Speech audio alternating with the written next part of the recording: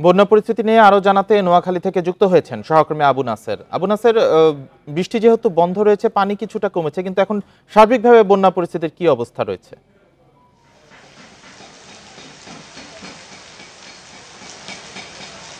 বৃষ্টি সারাদিন না হলেও এখন নিশ্চয়ই আমাদের ক্যামেরায় দেখা যাচ্ছে যে এখন বেশ বৃষ্টি হচ্ছে, একেবারে ভারী বৃষ্টি হচ্ছে বলা চলে। কিছুক্ষণ আগে এই বৃষ্টি শুরু হয়েছে এবং এই বৃষ্টি যদি সারা রাত চলমান থাকে তাহলে দুর্ভোগ আরও বাড়তে পারে বলে স্থানীয় বাসিন্দাদের আশঙ্কা রয়েছে।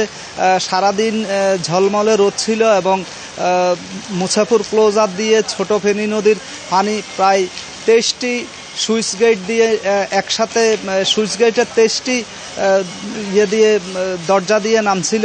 এটি একটি সুখবর ছিল, কিন্তু এখনকার বৃষ্টিতে আবার দুঃসংবাদ।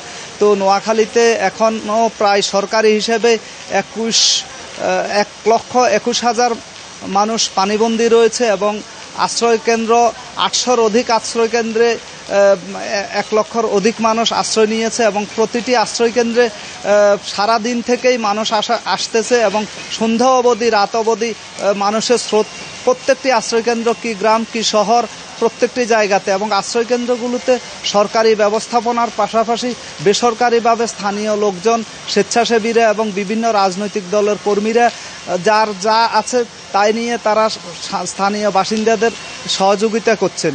এদিকে নোয়াখালী জেলা শহর থেকে শুরু করে একেবারে বেগমগঞ্জ, চাটখিল, কোম্পানিগঞ্জ, কবিরহাট প্রত্যেকটি উপজেলায় প্রধান সড়ক থেকে শুরু করে অলিগলির সবগুলো সড়ক পানির নিচে তলিয়ে আছে। বাড়িঘরে বেশি উচ্চতায় পানি উঠে গেছে। সড়কগুলো তলিয়ে যাওয়ার কারণে যানবাহন চলাচল একেবারেই ব্যাহত হচ্ছে, কোথাও যানবাহন চলতে পারছে না। এই পরিস্থিতিতে ত্রাণ কার্যক্রমও ব্যাহত হচ্ছিল, উদ্ধার কার্যক্রমও ব্যাহত হচ্ছিল। তো গতকাল চাঁদপুর থেকে শতাধিক নৌকা আনা হয়েছে এখানে উদ্ধার কার্যক্রম পরিচালনার জন্য এবং স্থানীয় মানুষকে ত্রাণ কার্যক্রম পৌঁছে দেওয়া। উদ্ধার কার্যক্রম সমন্বিতভাবে চলছে। বৃষ্টিতে বন্যা পরিস্থিতি কিছুটা অবনতি হতে পারে। নোয়াখালী থেকে জানাচ্ছিলেন সহকর্মী আবু নাসের।